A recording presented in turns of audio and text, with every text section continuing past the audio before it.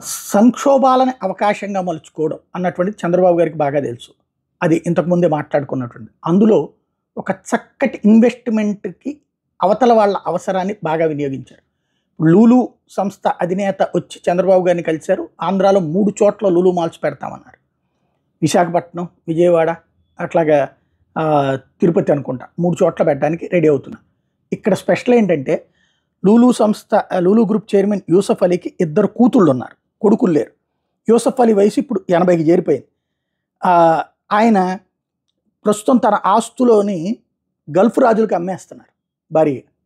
వాళ్ళ దగ్గర నుంచి ఆ డబ్బుల్ని తీసుకొచ్చి వేరే చోట్లకి డైవర్ట్ చేసుకొస్తున్నారు. మొన్నే కొన్ని నెలల ముందు దుబాయ్ లూలు ఆస్తులో 51% అబుదాబి రాజుకి అమ్మేశారు. ఆయన కూడా మకాం ఇండియాకి మార్చేశారు.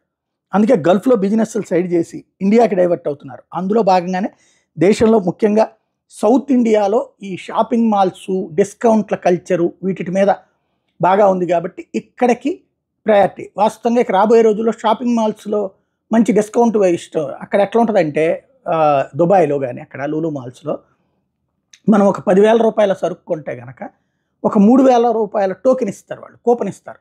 ఆ కూపన్ 2 రోజుల తర్వాత వచ్చి కొనుక్కోవచ్చు ఆ 3,000 రూపాయలకి సరిపడినటువంటి సరుకు.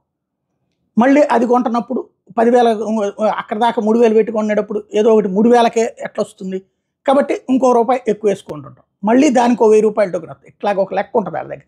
అట్లాంటి ఒక సిస్టమ్ని తీసుకొచ్చిన వాళ్ళు లూలులో. అట్లాంటిది ఇక్కడ కూడా తీసుకొస్తే మనకేంటంటే అసలే 100 రూపాయల చీరకి 10 రూపాయల డిస్కౌంట్ అంటే ఎగబడేటటువంటి కల్చర్ ఉంది కాబట్టి బాగా వినియోగించుకునే అవకాశం ఉంటుంది. లూలుకి మంచి బిజినెస్ ఉంటుంది. అలాగే చంద్రబాబు గారు ఇక్కడికి ఇన్వెస్ట్మెంట్స్ తేవడానికి ఉపయోగపడింది.